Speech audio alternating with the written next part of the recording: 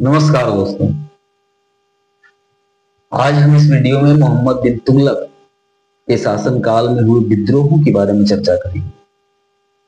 जैसा कि हमने आपको पिछले वीडियो में बताया था कि मोहम्मद बिन तुगलक के द्वारा दोआब में किया गया कर वृद्धि के बाद विद्रोहों का एक क्रम मोहम्मद बिन तुगलक के शासनकाल में स्टार्ट होता है, जो कि उसके शासनकाल के अंत तक चलते रहता है और अंत में मोहम्मद बिन तुगलक एक विद्रोह को दबाते हुए ही उसकी मृत्यु होती है। अब जो बर्नी है मोहम्मद बिन तुगलक का समकालीन इतिहासकार, वो भी इस बारे में बताता है। मोहम्मद बिन तुगलक बर्नी से ऐसा वर्णन करता है कि हमारा जो साम्राज्य है वो बीमार हो गया है, कोई भी औषधि इसको ठीक नहीं कर रहा है। जब सर का बीमारी सही होता है उसको ज्वर आ जाता है, जब ज्वर ठीक किया जाता है तो कोई और बीमारी आ जाता है। मतलब जब वो एक प्रांत में विद्रोह को दबाता है तो दूसरे प्रांत में विद्रोह हो जाता है, जब वो एक जिला में विद्रोह को दबाता है तो दूसरे जिला में विद्रोह हो जाता है। और इस प्रकार विद्रोह का जो क्रम है वो चलता रहता है। अंत में सम्राट जब विद्रोह को दबाने निकलता है तो वो किसी के साथ कोई रियायत नहीं करता है। मतलब वो ये नहीं देखता है कि कौन ज्यादा दोषी है और कौन कम दोषी है। वो सारे लोगों को एक समान दंड देता है और वो दंड होता है मृत्यु दंड, जिससे लोग और नाराज हो जाते हैं और वो उनके और खिलाफ हो जाते हैं। लेकिन मोहम्मद बिन तुगलक कहता है कि हम तब तक विद्रोह को दबाते रहेंगे जब तक कि लोग अपना विद्रोही स्वभाव छोड़कर सम्राट के प्रति कृतज्ञता का परिचय न दें, सम्राट के प्रति वफादारी का परिचय न दें। इसके साथ मोहम्मद बिन तुगलक ये भी कहता है कि हमने तो लोगों को खुश करने के लिए बहुत सारे कार्य किए। जैसा कि हमने आपको पहले वीडियो में बताया था कि मोहम्मद बिन तुगलक जब राजा बनता है तो उस समय वो अपने जितने भी दिल्ली के जो लोग होते हैं या सेना के जो अधिकारी होते हैं या दिल्ली में जो बड़े बड़े अफसर होते हैं, दिल्ली के जो बड़े बड़े अमीर होते हैं, उनके बीच उपाधियों का वितरण करता है। उनको अलग अलग उपाधियां दी जाती है, उनको अलग अलग भेंट दिया जाता है, सोना चांदी जवाहरात हीरा लोगों में बांटा जाता है ताकि लोग मोहम्मद बिन तुगलक से खुश हों। लेकिन वो ऐसा नहीं कर पाता है। उसका कहना है कि इन सारी चीजों के बावजूद भी लोग जो है वो हमसे वफादारी नहीं कर रहे हैं और हमारे पास बस अब एक ही उपाय है कि हम तलवार उठाएं और लोगों को दंड दें, तब तक जब तक कि वो हमारी बातों को मान न ले या हमारे खिलाफ विद्रोह करना छोड़ न दें तब तक। तो इस क्रम में अब हम देखेंगे कि मोहम्मद बिन तुगलक के शासन काल में किस किस तरीके के विद्रोह और कहां कहां होते हैं। इसमें सबसे पहला विद्रोह जो है वो बहाउद्दीन गुरशस्प का विद्रोह होता है 1326 ईस्वी में। ये बहाउद्दीन गुरशस्प जो है वो मोहम्मद बिन तुगलक का फुफेरा भाई होता है और सागर का हकीम होता है। सागर एक छोटा सा जगह है, वहां का ये हकीम होता है। बाद में जब गयासुद्दीन तुगलक राजा बनता है तो गयासुद्दीन तुगलक इसको समाना का शासक बना देता है। साथ ही आरिज मुमालिक का जो पद है वो भी इसको दिया जाता है। आरिज मुमालिक जो पद है वो सैन्य विभाग का सबसे ऊंचा अफसर का पद है। मतलब आरिज मुमालिक, कभी कभी एग्जाम्पल में भी आता है कि आरिज मुमालिक को वो मिलाना होता है कि किसके समतुल्य है या वो कौन है। तो आरिज मुमालिक जो है वो दीवाने अर्ज, जो कि सल्तनत काल का जो सैन्य विभाग था उसको दीवाने अर्ज कहा जाता था और दीवाने अर्ज का जो सबसे बड़ा अफसर होता था उसको आरिज मुमालिक कहा जाता था। तो गयासुद्दीन के शासन काल में बहाउद्दीन गुरशस्प को आरिज मुमालिक बना दिया जाता है। लेकिन इसी समय जब जो दक्षिण में जो विद्रोह होते हैं या दक्षिण में जो राज्य को जीतने के लिए मोहम्मद बिन तुगलक जाता है, जैसा कि हमने आपको बताया था कि मोहम्मद बिन तुगलक जब वारंगल अभियान के लिए जाता है तो वहां से वो बहुत सारा सोना चांदी लूट कर लाता है और यहाँ जो है वो गयासुद्दीन तुगलक को बताता है कि भाई वहां से तो उतना मिला नहीं सोना चांदी। तो उसी क्रम में इसको भी गयासुद्दीन तुगलक के द्वारा बहाउद्दीन गुरशस्प को भी दक्षिण में भेजा जाता है और दक्षिण का इसको प्रांताध्यक्ष वहां बना दिया जाता है। और यही जो बहाउद्दीन गुरशस्प है वही ये समाचार देता है कि राजकुमार ने यहाँ से बहुत सारा चीज लूटा है। हाँ, ये भले है कि वो बता रहे हैं कि भाई यहाँ से उतना ज्यादा वो लूट में माल नहीं मिला है। तो तब तक इधर ये सारा घटना हो जाता है जिसके बारे में आप लोगों ने पिछले वीडियो में पढ़ा है। और मोहम्मद बिन तुगलक जो है वो दिल्ली का सुल्तान बन जाता है। जब ये बात जो है वो बहाउद्दीन गुरशस्प को पता चलता है तो वो अपने आप को दक्षिण में स्वतंत्र शासक के रूप में घोषित कर देता है और विद्रोह कर देता है। उस विद्रोह को दबाने के लिए मोहम्मद बिन तुगलक गुजरात की सेना के साथ ख्वाजा जहां को भेजता है, साथ खुद भी वो देवगिरी के लिए, दौलताबाद के लिए प्रस्थान करता है। वहां ये जो बहाउद्दीन गुरशस्प हैं, जब उनको लगता है कि अब हम यहाँ वो मुकाबला नहीं कर पाएंगे तो वहां से ये भाग जाता है और भागकर वो काम्पिल, जो कि एक हिंदू शासक का राज्य हुआ करता था, वहां पहुंच जाता है। काम्पिल्य का जो शासक है वो इसका मदद करता है और इसके पक्ष से युद्ध भी करता है, लेकिन अंत में काम्पिल्य का शासक हार जाता है और उसे उसके पूरे परिवार के साथ मार दिया जाता है। यहां से बहाउद्दीन गुरशस्प फिर निकलता है और अगला जो है वो पहुंचता है द्वार समुद्र। फैसल का जो राजधानी है द्वार समुद्र, वहां इस समय राजा होते हैं बीरबल्लाल। बीरबल्लाल को ऐसा लगता है कि ये गुरशस्प जो है वो काम्पिल्य के हिंदू शासक को तो मरवा ही चुका है, फिर हमारे पास आया है, ये हमको भी मरवाएगा। इसलिए ये क्या करता है कि अपनी बुद्धिमत्ता का परिचय देते हुए ये गुरशस्प को पकड़कर जो ख्वाजा जहां है उसके हवाले कर देता है।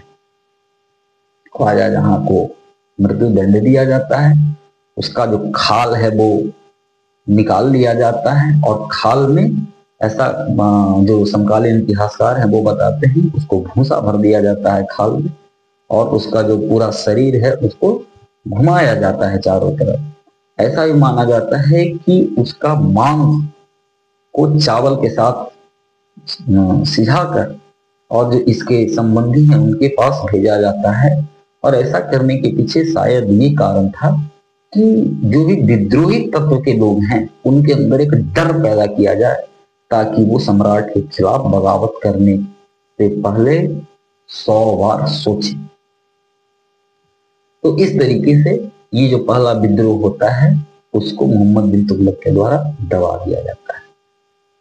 अब सेकंड जो विद्रोह है वो होता है बहराम एवं किस्लू खां का विद्रोह, जो कि 1328 ईस्वी में होता है। इसके बारे में भी हम लोगों ने पिछले वीडियो में थोड़ा सा डिस्कशन किया था, लेकिन अब जो है हम इसको थोड़ा और विस्तृत रूप से डिस्कस कर लेते हैं। इब्न बतूता का मानना है कि बहाउद्दीन जो गुरशस्प है उसके शरीर को इस्लामिक रीति रिवाज के साथ दफनाया जाता है, और ये काम जो है वो करता है बहराम एवं किस्लू का। इससे सम्राट जो है वो इससे नाराज हो जाता है और उसे दिल्ली आने का ऑर्डर देता है। तो दूसरी तरफ याहिया अहमद बिन सदहिंदी के लेखक, इनका कहना है कि जिस समय सुल्तान अपने राजधानी का परिवर्तन कर रहा होता है, जिसके बारे में हम लोगों ने वो चर्चा किया है कि दिल्ली से दौलताबाद जब राजधानी स्थानांतरित किया जा रहा था, तो जितने भी बड़े बड़े अमीर थे, जितने भी बड़े बड़े सेना नायक थे, या राज्य के जो भी महत्वपूर्ण लोग थे, उनको भी साथ में देवगिरी ले जाया गया था। इसी क्रम में ये जो बहराम एवं किस्लू खां है उसे भी सम्राट के द्वारा देवगिरी जाने का ऑर्डर दिया जाता है और इसके लिए जो दूत है मोहम्मद बिन तुगलक का, जिसका नाम है खतान, उसको भेजा जाता है इसके पास मुल्तान। लेकिन बहराम एवं किस्लू खां क्या करता है कि ये जो मोहम्मद बिन तुगलक के द्वारा जो भेजा गया दूत होता है उसकी हत्या कर देता है और विद्रोह कर देता है। अब वो सम्राट जिसको विद्रोह से बड़ा सख्त नफरत होता है, वो किसी भी सूरत में ये नहीं देखना चाहता है कि कोई हमारा आज्ञा का उल्लंघन कर दिया हो या हमारे खिलाफ विद्रोह करने का हिमाकत कर रहा हो। सम्राट इस चीज को बर्दाश्त नहीं कर पाता था। इसलिए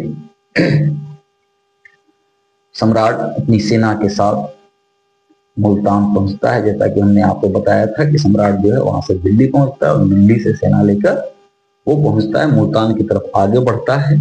अबूहर एक जगह है जहां पे सम्राट और किस्लू खां का जो सेना है उसका भिड़ंत होता है। स्टार्टिंग में जो किस्लू खां का सेना है वो सम्राट की सेना पे भारी पड़ता है और किस्लू खां को ऐसा लगता है कि शायद उसका विजय हो गया है और वो अपनी सेना को छावनी कूटने का आदेश दे देता है। लेकिन उसी समय सम्राट जो कि 4000 सेना इसके पास सुरक्षित रखा हुआ था, उस सेना को तीव्र गति से किस्लू खां की सेना पर अटैक करने का ऑर्डर देता है और इस अटैक में किस्लू खां मारा जाता है और उसका जो सेना है वो पराजित हो जाता है। उसके बाद सम्राट पूरे शहर में कत्लेआम का हुक्म दे देता है, जो भी मिल रहा है सबको मारो, जितना विद्रोही तत्व है सबको मृत्यु दंड दिया जाए। लेकिन बाद में शेख रुकनुद्दीन के सलाह से कुछ लोगों को अभय दान दिया जाता है। मतलब ऐसे लोग जिनका इस युद्ध से कोई मतलब नहीं है, विद्रोह से कोई मतलब नहीं है, उन लोगों को अभय दान दिया जाता है। बाकी जितने भी विद्रोही तत्व के लोग हैं उनको कड़ी सजा दी जाती है। और वहां ये अपना जो प्रधानमंत्री है ख्वाजा जहां, उसको मुल्तान का प्रांताध्यक्ष बनाकर सम्राट फिर दिल्ली लौट जाता है। तो इस तरीके से ये जो दूसरा विद्रोह था उसको ही दबा दिया जाता है। अब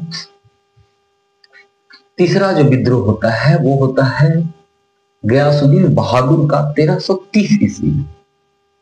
कहता है कि ये जो गयासुद्दीन बहादुर है वो पूर्वी बंगाल का शासक हुआ करता था और इसको 1325 ईस्वी में मोहम्मद बिन तुगलक ने ही कारागार से निकालकर स्वतंत्र करवाया था। मोहम्मद बिन तुगलक के प्रति एक कृतज्ञ था, वफादार था।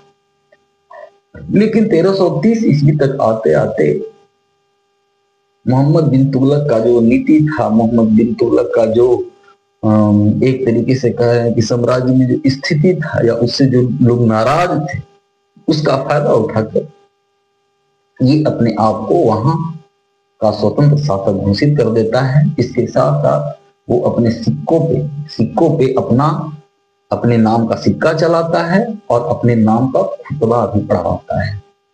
जब ये बात सुल्तान को पता चलता है तो सुल्तान बड़ा क्रोधित हो जाता है, गुस्सा हो जाता है। वहां सेना भेजा जाता है और ये जो गयासुद्दीन बहादुर है उसको मृत्यु दंड दिया जाता है। इसकी खाल को भी निकलवा लिया जाता है और भूसा भर दिया जाता है। इसके बाद थोड़ा सा हम देखेंगे, क्योंकि जब ये पढ़ रहे हैं हम लोग देख रहे हैं बंगाल के बारे में, तो थोड़ा सा और इसको आगे भी देख लेते हैं, आगे भी यहाँ पे क्या होता है। तो इसके बाद बहराम खां को वहां का प्रांताध्यक्ष बनाया जाता है।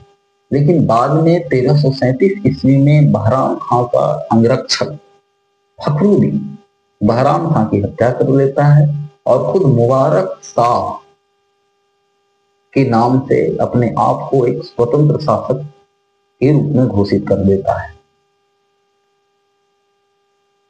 मुबारक शाह के खिलाफ वही जो सुल्तान का एक और प्रांताध्यक्ष होता है, सुल्तान का वफादार होता है, वो होता है लखनौती का कद्र खां।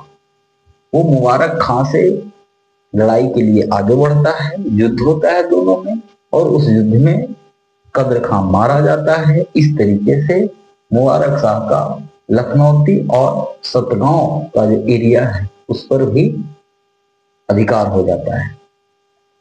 बाद में ये ऐसा स्थिति था कि उस समय मोहम्मद बिन तुगलक और भी दूसरी जगह जो विद्रोह थे, बीदर में विद्रोह हो रहा था, वहां वो विद्रोह दबाने का प्रयास कर रहा था। इसके साथ साथ उस समय साम्राज्य में दुर्भिक्ष आ गया था, अकाल पड़ गया था, उसको भी मैनेज करने में मोहम्मद बिन तुगलक बहुत ज्यादा व्यस्त था, इसलिए वो इधर ध्यान नहीं दे पाता है और इसके कारण से बंगाल में स्वतंत्र बंगाल राज्य की स्थापना होती है।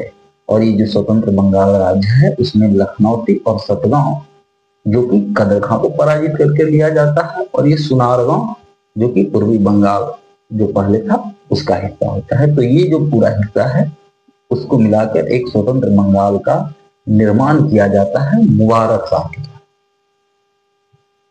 ये तीसरा विद्रोह हुआ। तो इधर दो विद्रोह जो थे उनको दबाने में तो सुल्तान सफल होता है, लेकिन ये जो तीसरा विद्रोह होता है वो सुल्तान के द्वारा नहीं दबाया जा सकता है, नहीं दबा पाता है सुल्तान, और एक तरीके से बंगाल में एक स्वतंत्र राज्य की स्थापना होती है। फिर चौथा है सिंध का विद्रोह।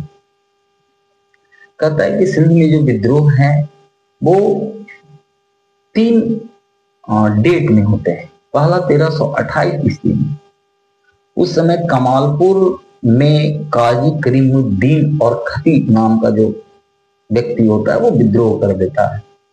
सुल्तान इसके विद्रोह को दबा देता है और इन लोगों को मृत्यु दंड दिया जाता है।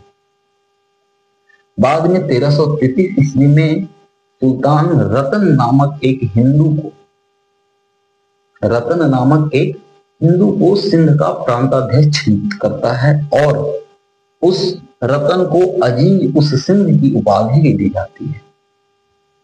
एक हिंदू को इतना बड़ा पद दिया जाना वहां के मुसलमानों के लिए नागवार अच्छा लगता है, इसलिए वहां के जो मुसलमान हैं वो रतन के खिलाफ षड्यंत्र रचना स्टार्ट कर देते हैं। और एक दिन कुछ अफवाह फैलाकर, चोर का अफवाह फैलाकर इस तरीके का माहौल बनाया जाता है कि जब रतन अपने महल से निकलता है तो जो सारे लोग होते हैं वो उनको घेर लेते हैं और उनकी हत्या कर देते हैं। जब ये समाचार सुल्तान के पास पहुंचता है तो सुल्तान तत्काल अपनी सेना को वहां भेजता है, और भेजकर विद्रोह को दबाया जाता है। जितने भी जो लोग हैं जो इस विद्रोह में शामिल थे उनको कड़ा दंड दिया जाता है। उसके बाद फिर 1342 ईस्वी में सुल्तान को ये पता चलता है कि वहां के जो कुछ हिंदू लोग थे वो लूट मार कर रहे थे। मतलब सुल्तान का जो 1342 ईस्वी तक आते आते जो स्थिति था, अलग अलग जो विद्रोह हो रहा था, सुल्तान कभी इस विद्रोह को दबा रहा था, कभी उस विद्रोह को दबा रहा था, कभी यहाँ विद्रोह दबा रहा था, कभी वहां विद्रोह दबा रहा था। तो साम्राज्य का जो ये स्थिति था उसका फायदा उठाकर कुछ जो हिंदू लोग होते हैं वो लूट मार करना स्टार्ट कर देते हैं। सुल्तान स्वयं हिंदुओं के इस विद्रोह को दबाने के लिए वहां पहुंचता है। हिंदुओं के विद्रोह को क्रूरतापूर्वक दमन किया जाता है और बहुत सारे हिंदुओं को मुस्लिम धर्म अपनाने के लिए भी बाध्य किया जाता है। बाद में हम देखेंगे कि यही सिंध में मोहम्मद बिन तुगलक, अंत में एक व्यक्ति है मोहम्मद तगी, उसके विद्रोह को दबाने के लिए या उसका पीछा करते हुए सिंध के थट्टा में ही 1351 ईस्वी में मोहम्मद बिन तुगलक की मृत्यु हो जाती है। तो इस प्रकार हम लोगों ने आज 4 जगह जो विद्रोह हुए थे मोहम्मद बिन तुगलक के शासनकाल में। बहाउद्दीन गुरसफ का विद्रोह, दूसरा बहराम एवं किस्लू खां का विद्रोह जो कि हुआ था कहाँ, मुल्तान में, और ये बहाउद्दीन गुरसफ का विद्रोह कहाँ हुआ था, तो ये हुआ था बहाउद्दीन गुरसफ जो था वो दक्षिण का था, तो दक्षिण में विद्रोह, फिर मुल्तान में विद्रोह, उसके बाद गयासुद्दीन बहादुर का विद्रोह जो कि बंगाल में विद्रोह, और ये अंतिम और ये चौथा सिंध में विद्रोह। तो ये सारे के सारे जो विद्रोह थे वो मोहम्मद बिन तुगलक के शासन काल के शुरुआती विद्रोह थे। और ये जो विद्रोह थे वो मोहम्मद बिन तुगलक के शासन काल में जो भी बड़े बड़े अधिकारी लोग थे, बड़े बड़े प्रांताध्यक्ष लोग थे, उनका जो महत्वाकांक्षा था, उन महत्वाकांक्षाओं के कारण इन लोगों ने विद्रोह किया था। तो बाद के और